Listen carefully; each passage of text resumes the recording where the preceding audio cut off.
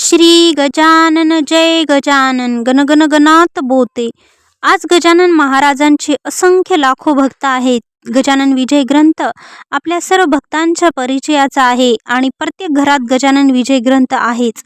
गजानन महाराजांची एक लहानशी भक्त आहे सुरभी, जिचा गजानन विजय ग्रंथ मुखोद्गत आहे. त्या सुरभीच्या आईचा आज मी अनुभव तुम्हा सर्व भक्तांना सांगणार आहे. श्री गजानन विजय ग्रंथ सुमतीताई बापट यांना मुखोद्गत होता. त्यांची प्रेरणा घेऊन अनेक गजानन महाराज भक्तांनी गजानन विजय ग्रंथ मुखोद्गत केला.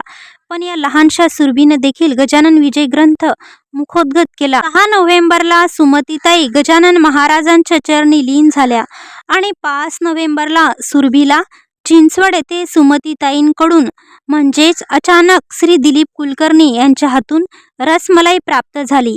पावभाजी आणि रसमलाई सुरभीला फार आवडते हे आजींना माहीत होतं. त्यामुळे एक दिवस आधी त्यांनी सुरभीला रसमलाई पाठवून दिली होती. जणू काही जाता जाता मुखोद्गत पारायणाचा वारसा सुरभीला पुढे चालवायचा आहे असा आशीर्वाद त्यांनी दिला असावा. गजानन महाराजांच्या प्रेरणेने त्या सुरभीला देऊन गेल्या असाव्यात. आई म्हणतात, मी सौभाग्यश्री सुनील ढगे, राहणार चिंचवडगाव, माझे माहेर यवतमाळ व सासर खामगाव. माझे आई बाबा श्री गजानन बाबांचे निस्सीम भक्त. आमच्या लहानपणापासूनच आमच्या घरात गजानन बाबाशिवाय माझ्या आईबाबांचे पानही हलत नाही हे आम्ही भावंड बघत होतो. त्यामुळे आपसुकच आमच्या मनावर तेच संस्कार झालेत. आम्हा भावंडांना कळायला लागले तसे आणि तेव्हापासूनच आम्ही गुरुवारचा उपवास, श्री गजानन प्रार्थना स्तोत्र व दुर्वांकूर हे वाचायला लागलो. माझे लग्न 2002 साली जानेवारीमध्ये श्री गजानन महाराज मंदिर शेगाव येथील भक्तनिवास क्रमांक 2 मध्ये पक्के झाले. म्हणजे बघा, आमच्या लग्नाच्या बैठकीला माझ्या गजानन बाबांची पण अदृश्य रूपात उपस्थिती होती आणि फेब्रुवारी महिन्यात आमचा साखरपुडा होता. म्हणून माझे बाबा माझ्या सासरी म्हणजे शिरला नेमाने येथे जाणार होते. हे शिरला नेमाने गाव खामगाव ते मेहकर रोडवर आहे. ह्या शिरला नेमाने पाटील यांची कन्या आपल्या श्री गजानन महाराजांचे सर्वश्री श्री शिवशंकर भाऊ पाटील आजोबा यांच्या सुनबाई आहेत. असो तर माझे बाबा श्री पुंडलिकराव राऊत हे शिरल्याला जायला निघाले. तेव्हा त्यांनी विचार केला की आपण आधी शेगावला जाऊ, माऊलींचे दर्शन घेऊ व नंतर दुसऱ्या दिवशी शिरल्याला जाऊ. त्यांनी रात्री झोपताना विचार केला की उद्या सकाळी लवकर उठून श्री गजानन विजय ग्रंथाचे पारायण करू व नंतर शिरल्याला जाऊ.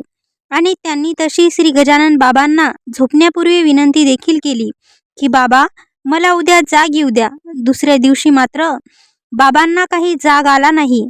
तेव्हा पहाटेच्या 5च्या सुमारास माझ्या बाबांना साखर झोपेतच असे जाणवले की उंच पुरे बाबा त्यांच्या समोर आले आणि त्या बाबांनी पांढरी लुंगी, पांढरा झबा घातलेला होता व त्या बाबांनी एकदम खडक आवाजात माझ्या बाबांना खडसावले, आणखीन एखादी गोधडी आणून देऊ का अंगावर घ्यायला?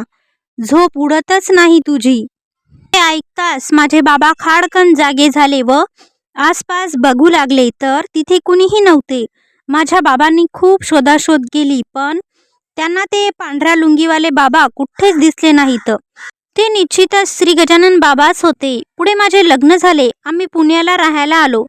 चिंचवड गावात तानाजी नगर इथे माझा पहिला फ्लॅट गजानन बाबांच्या कृपेने मी 2004 साली घेतला व तिथून बरोबर 6 वर्षांनी आमच्या शेजारचा फ्लॅट सुद्धा मला गजानन महाराजांच्या कृपेने मिळाला. तेव्हा नेमके माझे 16 सोमवारचे व्रत पूर्ण होत आले होते. 16 सोमवारचे उद्यापन असताना मी श्री गजानन बाबांना मनोमन आमंत्रण दिले आणि म्हणाले, बाबा सर्वजण येतील, तुम्ही पण या. असे म्हटले खरी, पण दुसरे मन म्हणत होते की एवढे कुठे आपले नशीब, राहू दे हा विचार मनातच.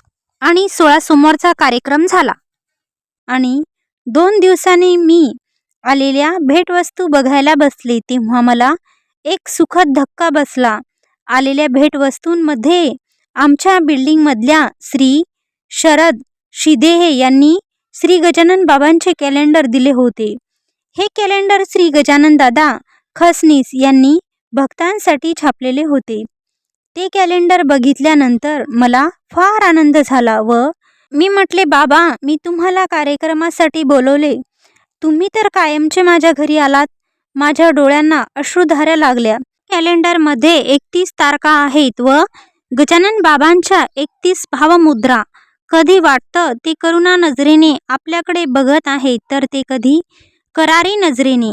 दरवर्षी आम्ही दिवाळीला खामगावला जात असतो आणि खामगावला गेलो की शेगाव आलंच. एकदा शेगावला गेल्यावर मला पारायण करायचे होते म्हणून आम्ही मुक्कामी शेगावला गेलो. सकाळी लवकर आवरून दर्शनाला गेलो.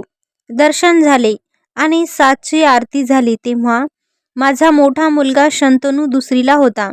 मी पारायणासाठी हॉलमध्ये गेले व माझे मिस्टर व मुलगा माझे पारायण होईपर्यंत आनंदसागर इथे गेले. तेव्हा आनंदसागर इथे मुलांसाठी भरपूर खेळणी होती आणि अल्पोहार केंद्र सुद्धा सुरू होते. मी पारायण हॉलमध्ये शिरले व मनात चटकन एक विचार चमकला की हे दोघे इतक्या मोठ्या आनंदसागरमध्ये बरोबर राहतील ना? कारण माझा मुलगा फार धडपड्या होता. तेव्हा तो खेळणी दिसली की हात सोडून पळत सुटायचा. मग मी विचार केला, जाऊ दे, गजानन बाबा बघून घेतील या दोघांचे काय ते. मला आता फक्त पारायण करायचे आहे, बस झाले. ज्याची मला शंका होती तेच. ते दोघेही नाश्ता करत होते. माझ्या मिस्टरांचा नाश्ता झाला म्हणून ते हात धुवायला गेले आणि शंतनूला सांगून गेलेत की मी येईपर्यंत कुठेही जाऊ नकोस. पण शंतनू राजांना वाटलं की घसरपट्टी रिकामी आहे आणि बाबा येईपर्यंत आपण खेळून येऊ. त्या दोघांची चुकामुक झाली. माझे मिस्टर खूप घाबरले. त्यांनी शंतनूचा शोध घ्यायला सुरुवात केली पण तो त्यांना कुठेच सापडत नव्हता. मग माझ्या मिस्टरांनी आनंदसागरमधून बाहेर निघण्यासाठी जे द्वार होते तेथील सेवाधारी दादाला सांगितले की छोटा मुलगा एकटा दिसला की मला या नंबरवरती कॉल करा व त्याला आपला नंबर दिला. इकडे शंतनूचे खेळून झाले आणि तो जिथे नाश्ता करत होते तिथे आला. त्याला बाबा दिसले नाहीत आणि तो रडायला लागला. त्याचे रडणे बघून एका मुलीने त्याला विचारले असता तो म्हणाला की माझे बाबा हरवले. त्या मुलींनी माझ्या मुलाला त्याचे नाव विचारले व मला तुझ्या बाबांचा मोबाईल नंबर दे, मी त्यांना कॉल करते असे सांगितले. शंतनूने तिला नंबर दिला व त्या मुलीने माझ्या मिस्टरांना कॉल केला व सांगितले, तुमचा मुलगा भोजन कक्षाजवळ आहे. ह्यांच्या जीवात जीव आला. त्यांनी तिथे जाऊन बघितले तर शंतनू होता पण ती मुलगी नव्हती. इकडे मंदिरात माझे पारायण झाले व हे दोघे आनंदसागरमधून परत आले तेव्हा मी मंदिराच्या आवारात बसलेली होती. मला हे दोघे दिसले आणि मनात म्हटलं की बरे झाले, हे दोघे सुखरूप आहेत. आपण पारायण करण्यापूर्वी काहीतरी चुकीचाच विचार करत होतो. माझ्याजवळ ते दोघे आले आणि शंतनू रडायला लागला. मी त्याला विचारले तर त्याने सगळी हकीकत मला कळाली. तेव्हा माझ्या डोळ्यात पाणी आले. माझा शंतनू, माझ्या गजानन बाबांनी त्याला सुखरूप ठेवले. कोण कुठली ती मुलगी काही माहीत नाही. ती शंतनूला भेटते काय आणि यांना कॉल काय करते आणि निघून जाते. पण काय, माझ्यासाठी तर गजानन माऊलीच होती ती. साधारण 8-10 वर्षापूर्वी जेव्हा हरतालिका होती तेव्हाची गोष्ट. मी माझी हरतालिकेची पोथी शोधत होती परंतु ती मला सापडत नव्हती. मी संपूर्ण देवघर शोधले. देवघराचे डावर परत परत शोधले पण व्यर्थ. तुम्हा सर्वांना गंमत वाटेल पण मला गजानन बाबांसोबत बोलायची सवय आहे. मी सहज गजानन बाबांच्या फोटोकडे बघितले आणि म्हणाले, बाबा कुठे गेली हो माझी हरतालिकेची पोथी? आणि माझ्या कानात कडक आवाज आला, शोध नीट. हे 2 शब्द ऐकू आले. मी परत देवघराचे डावर शोधले तर माझी हरतालिकेची पोथी श्री गजानन विजय ग्रंथात लपलेली होती. मी मोठ्याने गजर केला की श्री गजानन जय गजानन. मला व माझ्या मिस्टरांना मुलीची फार हौस होती. माझ्या मिस्टरांना बहीण नाही त्यामुळे त्यांना सारखे वाटायचे की आपल्याला मुलगी हवी. आम्हाला पहिला मुलगा शंतनू, त्यानंतर आम्ही सेकंड चान्स घ्यायला ठरवले पण त्यात काही यश येत नव्हते. तर शेवटी आम्ही आशा सोडली होती. पण माझा मुलगा 12 वर्षाचा असताना आम्ही दिवाळीला शेगावला गेलो होतो. लक्ष्मीपूजन आम्ही शेगावलाच केले होते. फारच अप्रतिम अनुभव होता तो. आम्ही शेगावला दिवाळी साजरी करून चिंचवडला परत आलो ऑक्टोबर महिन्यात दिवाळी होती व नोव्हेंबर महिन्यात मला दिवस राहिले. तब्बल 12 वर्षानंतर मला दिवस राहिले. आधी तर विश्वासच बसत नव्हता. मनामध्ये एक भीती पण होती. माझे वय तेव्हा 37 वर्ष होते. मी सतत गजानन बाबांना विनवणी करायचे की बाबा मला मुलगी होऊ द्या.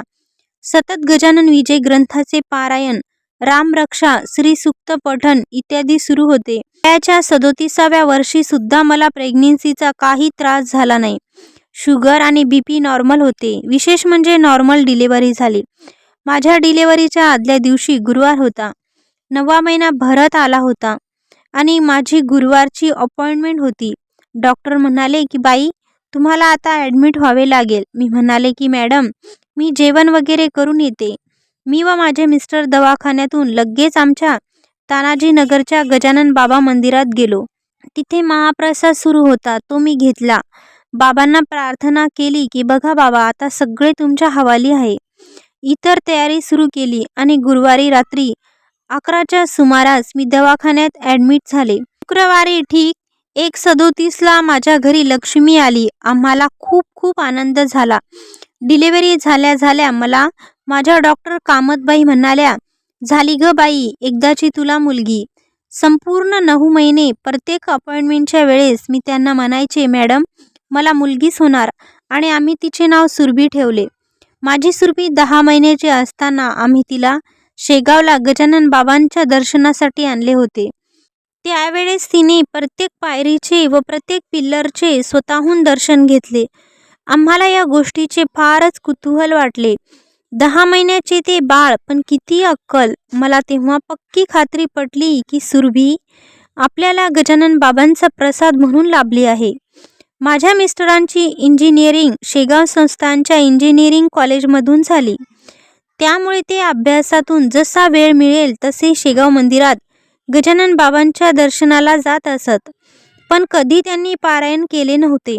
आता या करोना महामारीच्या काळात पहिला लॉकडाऊन जेव्हा जाहीर झाला होता तेव्हा मी त्यांना म्हणाले की 21 दिवसाचा लॉकडाऊन आहे तेव्हा रोज एक अध्याय असे तुमचे पारायण आरामात होईल.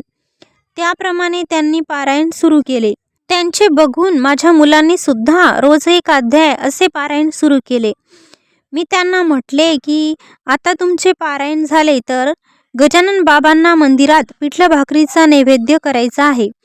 ते म्हणाले की मंदिरं तर बंद आहे. तू बघ आता काय आणि कसे करायचे. मी विचार केला की मंदिरातल्या पुजारी प्रथमेश आमच्या घराजवळ राहतो. तो रोज मंदिरात पूजेसाठी जातो.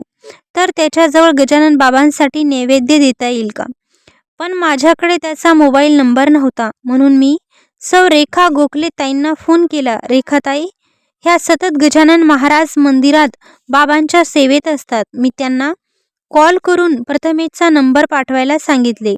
पण तिने प्रथमेशच्या मोबाईल नंबरऐवजी श्री गजानन दादा खसनीस यांचे फेसबुकवरील श्री गजानन विजय ग्रंथाच्या पहिल्या अध्यायाच्या निरूपणाची लिंक पाठवली. नंतर काही वेळाने माझ्या लक्षात आले की माझ्या लहान बहिणीच्या गृहप्रवेशाची पूजा प्रथमेशनेच केली होती. तेव्हा तिच्याकडे प्रथमेशचा नंबर नक्की असेल.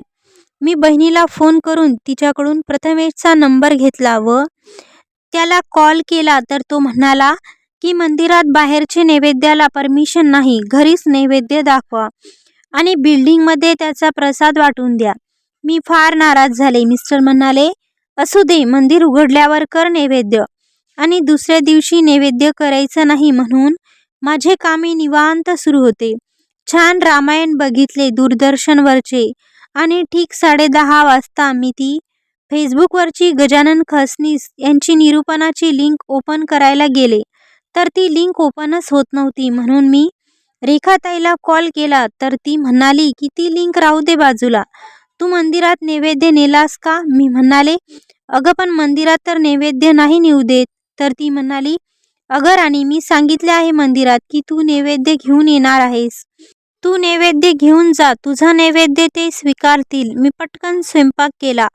पिठलं भाकरी, शिरा, कांदा आणि मिरचीचा नैवेद्य घेतला आणि ठीक 11:45ला मंदिरात पोहोचले. मला रेखाताईंनी सांगितले होते की मंदिरात गेल्यावर भगत काकांना आवाज दे. ते तुझा नैवेद्य श्री गजानन बाबांना अर्पण करतील. मी मंदिरात पोहोचले व भगत काकांना आवाज दिला तर वॉचमॅन काका बाहेर आले व म्हणाले, द्या ताई नैवेद्य. आम्ही त्यासाठीच थांबलो होतो. मला खूप आनंद झाला. मी नैवेद्य देऊन घरी निघाले तर माझ्या डोक्यात एक विचार आला की चला हा नैवेद्य प्रसाद म्हणून आपण श्री गजानन खसनीस यांना देऊ. तसे आम्ही दोघे मंदिरातून खसनीस भाऊच्या क्लिनिकमध्ये गेलो व त्यांना प्रसाद दिला. त्यांनी तो आनंदाने ग्रहण केला. मला खूप बरे वाटले. मी संध्याकाळी रेखाताईला धन्यवाद द्यायला फोन केला की आज तुझ्यामुळे माझी श्री गजानन बाबांना नैवेद्य करण्याची इच्छा पूर्ण झाली. तशी ती मला म्हणाली की भाग्यश्री, आज 21 दिवसानंतर बाबांना पिठलं भाकरीचा नैवेद्य मिळाला आहे. हे तिचे वाक्य ऐकून माझ्या डोळ्यात अश्रुधारा लागल्या व मी मोठ्याने गजानन बाबांचा गजर केला. जय गजानन श्री गजानन. कोरोनाच्या महामारीच्या काळात वर्क फ्रॉम होम असल्यामुळे माझ्या मिस्टरांनी आयुष्यात पहिले पारायण पूर्ण केले आणि त्यांना श्री गजानन विजय ग्रंथाची गोडी लागली. ते रोज एक अध्यायाचे पारायण सुरू झाले त्यांचे. त्याच दरम्यान 21 मेला यांची कंपनी सुरू झाली. हा कोरोनाचा पिरियड होता म्हणून मला खूप भीती वाटायची. त्यात यांना शुगर आहे. टीव्हीवर सारखे सांगायचे की सिनियर सिटीजन्स, शुगर बीपीचे पेशंट घराबाहेर पडू नका. पण कंपनी सुरू झाल्यामुळे यांना कंपनी जावेच लागत होते. कंपनीचा फार काही तोटा झाला नव्हता तरी मालकाने 30% पगारामध्ये कपात सुरू केली होती. यामुळे कंपनीतील वातावरण फार बिघडले होते. यांचे पारायण सुरू होते. गजानन बाबांवर विश्वास ठेवून पुढे जाणे क्रमप्राप्त होते. त्यांचे साधारण 3रे पारायण असेल. मी स्वयंपाक करत होते व ते पारायण करत असताना माझी सुरभी त्यांच्या पाठीवर बसली आणि बाबा मला पाठीवर उचला म्हणायला लागली. यांचा अध्याय वाचन होत आला होता व अध्याय वाचून झाल्यावर हे तिला पाठीवर उचलायला गेले तसे यांचा तोल गेला व ते पडले. डोक्याला जोरात मार लागला आणि डोक्यावर मोठे टेंगूळ आले. मी घाबरले आणि सुरभी पण रडायला लागली. मी तिला जवळ घेतले पण हे तर मस्त हसत होते. मी म्हणाले, अहो तुम्हाला लागलं आणि तुम्ही हसताय काय? त्यावर ते म्हणाले, अगं आज माझा 3रा अध्याय होता. त्यात विठोबा घाटोळला मारले आणि इथे मला तो वार होता रविवार आणि 2-3 दिवस गेले. त्याच आठवड्यात बरोबर गुरुवारी पहाटे 2:45 यांना एक स्वप्न दिसले. त्यात असे दिसले की हे एका मंदिरात गेले आणि तिथे त्यांचे दर्शन झाले आणि ते मंदिराच्या बाहेर आले. तिथे त्यांना मंदिराच्या बाहेर एक तेजपुंज उंच पुरे बाबा हातात कसली तरी पोथी घेऊन पाय पसरून बसलेले दिसले. यांनी त्यांच्या पायावर डोके ठेवून नमस्कार केला व खूप रडू लागले. तसे त्या बाबांनी हातातली पोथी बाजूला ठेवली आणि पाय जवळ घेऊन मांडी घातली आणि यांच्या डोक्यावर 3 चापटा मारल्या आणि म्हणाले, तुला आत्ता झाली का माझी आठवण? यांना जाग आला. त्यांनी उठून गजानन बाबांना नमस्कार केला व ते परत झोपले. दुसऱ्या दिवशी सकाळी मला हे स्वप्न त्यांनी सांगितले. गजानन बाबांचा इशारा आम्ही समजलो. बाबांनी खूप उशिरा सेवेत आल्यामुळे माझ्या मिस्टरांना चापट देऊन जागे केले होते आणि ह्यापुढे तरी विसरू नकोस म्हणून सांगितले होते. तर असे आहेत आपले कृपाळू आणि प्रेमाळू गजानन बाबा. श्री गजानन जय गजानन. सौभाग्यश्री सुनील ढगे, चिंचवड गाव, पुणे येथील या माऊली भक्ताचा अनुभव तुम्हा सर्व भक्तांना कसा वाटला? आवडल्यास लाईक करा, नवीन असल्यास सबस्क्राईब करा आणि जाता जाता कमेंट बॉक्समध्ये गणगण गणात बोते टाईप करा. धन्यवाद.